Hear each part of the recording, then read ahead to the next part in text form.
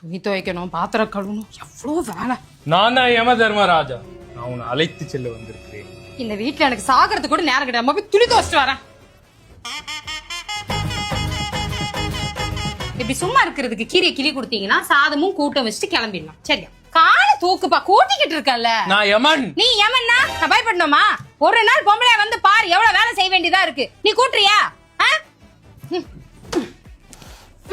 இப்படி எருமாடு மாதிரி வளர்ந்துருக்கிய, எடுத்து கொடுக்கலாம்ல. எருமாடு பார்க்கிங்க தானே இருக்கு. முழுக்க சாப்பிடுறியா? முழுக்க சாப்பிடு. சாப்பிட்டு பொறுமையா கிளம்பலாம். சாப்பிடு. ஏய் அம்மா, போன் அடிக்குதுப்பா. யாருன்னு பாரு. எடுத்துட்டு வா, எடுத்துட்டு வா. சட்டி கல்லையில திங்க கூட போ. சொல்லுக்கா. போன் கொஞ்சம் ஒழுங்கா பிடிப்பா. நல்ல மனுஷன் போய் சேர்ந்துட்டாரு. இப்ப கொஞ்சம் நிலைமை சரியில்லை. நான் அப்புறம் பேசுறேன். எல்லாத்தையும் சேஃபா எடுத்து வச்சிட்டேன். நான் செத்த பிறகு உங்க அத்தைங்க எல்லாத்தையும் தூக்கிட்டு போயிடுவானுங்க.